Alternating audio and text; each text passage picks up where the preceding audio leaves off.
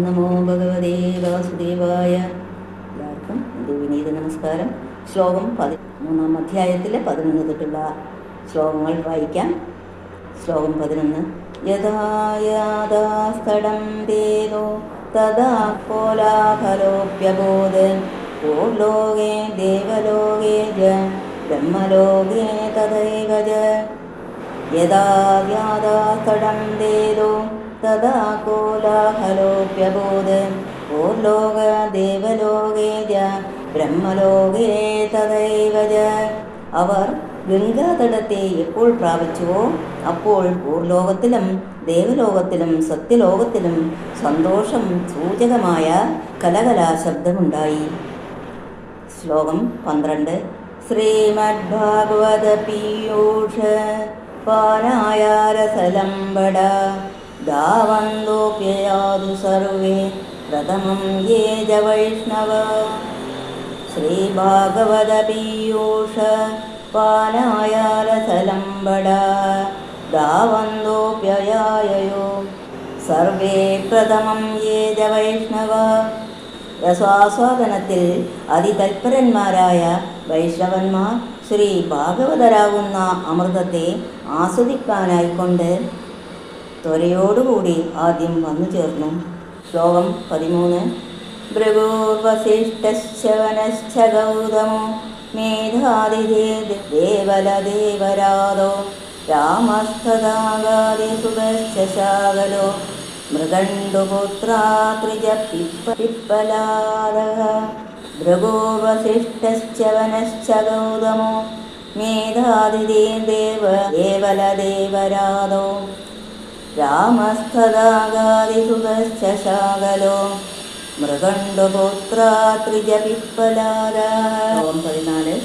യോഗേശ്വരോ വ്യാസപരാശരൗജ ഛായാശുജലിജന്നമുഖ്യ സർവേപ്യമീ മുനിഗണാ സഹപുത്രശിഷ്യ സ്വസ്ത്രേഭിരായോ അതിപ്രണയേന യോക്ത.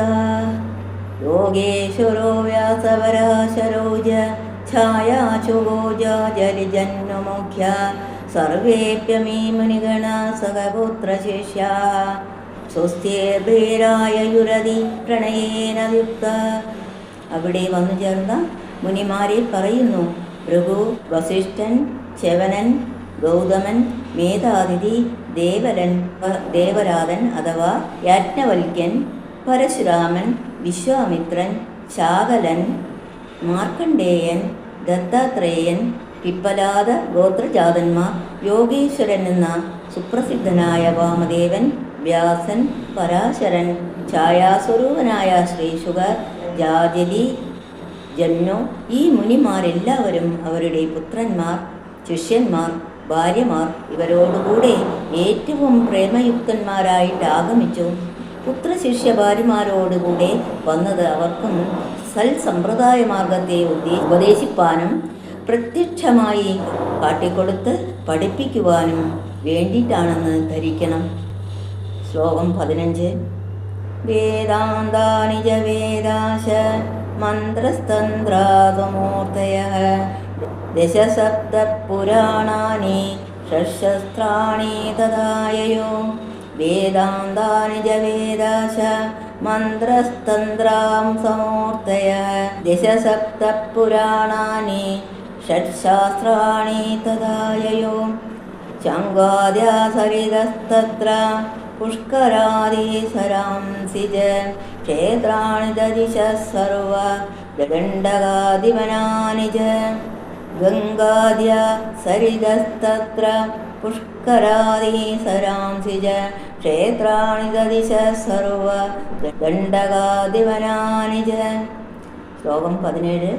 നഗാദയോ യയുസ്തത്ര ദേവഗന്ധർവകിന്നരാഃ ഗുരുത്വാ തത്ര നായാതാൻ ഭൃഗു സംബോധ്യ ജാനയത്.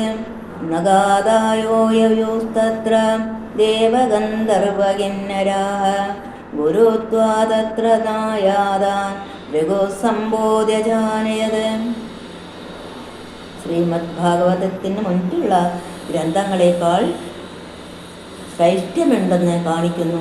വേദാന്തങ്ങൾ എന്ന് പ്രസിദ്ധങ്ങളായ 10 ഉപനിഷത്തുക്കൾ, ദൃഗാദികളായ 4 വേദങ്ങൾ, സംജീവനാദികളായ മന്ത്രങ്ങൾ, നാരദ പാഞ്ചരാത്രാദികളായ തന്ത്രങ്ങൾ, ഇവരെല്ലാം അവിടെ വന്നു. ഗ്രന്ഥരൂപങ്ങളായ ഇവയെങ്ങനെ അവിടെ വരുമെന്ന് സംശയിക്കേണ്ട. ഇവയ്ക്കെല്ലാം അധിഷ്ഠാന ദേവതകളുണ്ട്. ആ ദേവതകളുടെ സ്വരൂപത്തോടുകൂടി വന്നു. ഇതേ വിധത്തിൽ തന്നെ 17 പുരാണങ്ങൾ. ഭാഗവതം 18, ഗൗതമൻ, കണാദൻ, കപിലൻ, പതഞ്ജലി, വ്യാസൻ, ജൈമിനി എന്നീ മുനിമാരാൽ നിശ്ചയിക്കപ്പെട്ട 6 ശാസ്ത്രങ്ങൾ, ഗംഗ മുതലായ മഹാനദികൾ. ഗംഗ ഇവിടെ തന്നെ ഉള്ളതുകൊണ്ട് യമുന, ഗോദാവരി മുതലായവരെന്ന് ധരിക്കണം. പുഷ്കരാദികളായ തടാകങ്ങൾ, കുരുക്ഷേത്രാദികളായ മഹാക്ഷേത്രങ്ങൾ, 10 ദിക്കുകൾ, ദണ്ഡകാദികളായ മഹാവനങ്ങൾ, മേരു മുതലായ മഹാദ്രികൾ, ദേവഗന്ധർവ കിന്നരന്മാർ എന്നിവരെല്ലാം അവിടെ വന്നു. ഗൃഹാദി വിഷയാസക്തി നിമിത്തം വരാതിരിക്കുന്ന പാമരന്മാരെ ഭൃഗുമഹർഷി ഉപദേശിച്ചവിടെ വരുത്തി. ലോകഗുരുവായതുകൊണ്ട് ഭൃഗുമഹർഷി ഈ ശുഭാവസരത്തെ വ്യർത്ഥമാക്കണ്ട. ഭാഗവത ശ്രവണം ചെയ്ത് ജന്മസാഫല്യം വരുത്തുവിൻ എന്ന് ഉപദേശിച്ച് ബോധ്യപ്പെടുത്തിയതിനാൽ അവരും ആ സ്ഥാനത്തിൽ വന്നുവെന്ന് സാരം. ശ്ലോകം 18. ദീക്ഷിതാ നാരദേനാദ ദത്തമാസനമുത്തമം കുമാര വന്ദിതാ സർവേ നിഷേധോ കൃഷ്ണതൽപരാഃ. ദീക്ഷിതാ നാരദേനാദ ദത്തമാസനമുത്തമം കുമാര വന്ദിതാ സർവേ നിഷേധോ കൃഷ്ണതൽപരാഃ. അവിടെ വന്നിരിക്കുന്ന സർവരും നാരദമുനിയും ദീക്ഷിതന്മാരായ സനകാദികളെ വന്ദിച്ചു. ശ്രീകൃഷ്ണ ഭക്തന്മാരായ സർവരും നാരദമുനിയാൽ നൽകപ്പെട്ട ആസനങ്ങളിൽ ഇരുന്നു. ശ്ലോകം 19. വൈഷ്ണവാശ വിരക്താശ നാസിനോ ബ്രഹ്മചാരിണഃ മുഖ്യഭാഗേ സിതാസ്തേജ തദഗ്രേ നാരദസ്ഥിതഃ. വൈഷ്ണവാശ വിരക്താശ നാസിനോ ബ്രഹ്മചാരിണഃ മുഖ്യഭാഗേ സിതാസ്തേജ തദഗ്രേ നാരദസ്ഥിതഃ. കേൾപ്പാൻ വന്നവർ ഇരുന്ന ക്രമത്തെ വിവരിക്കുന്നു.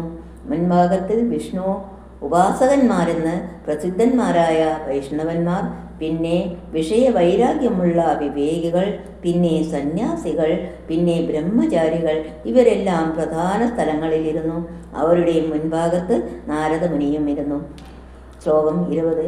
ഏകഭാഗേ ഋഷിഗണ തദന്യത്ര ദിവൗകസഃ വേദോപനിഷദോന്യത്ര തീർത്ഥാന്യത്ര സ്ത്രിയോന്യത. ഏകഭാഗേ ഋഷിഗണ സദന്യത്ര ദിവൗകസഃ വേദോപനിഷദോന്യത്ര തീർത്ഥാന്യത്ര സ്ത്രിയോന്യതഃ. മറ്റുള്ളവരുടെ സ്ഥാനങ്ങളെ പറയുന്നു. ഒരു ഭാഗത്തിൽ ഋഷിഗണങ്ങൾ, മറ്റൊരു ഭാഗത്ത് ദേവഗന്ധർവ കിന്നരാദികൾ, വേറൊരു ഭാഗത്തിൽ വേദങ്ങളും ഉപനിഷത്തുക്കളും, മറ്റൊരു സ്ഥാനത്തിൽ തീർത്ഥങ്ങൾ, വേറൊരു സ്ഥലത്തിൽ സ്ത്രീകൾ. ഇങ്ങനെ എല്ലാവരും വേണ്ടുന്ന വിധം ഇരിക്കുന്നു. ഓം നമോ ഭഗവതേ വാസുദേവായ. ഓം നമോ ഭഗവതേ വാസുദേവായ. ഓം നമോ ഭഗവതേ വാസുദേവായ.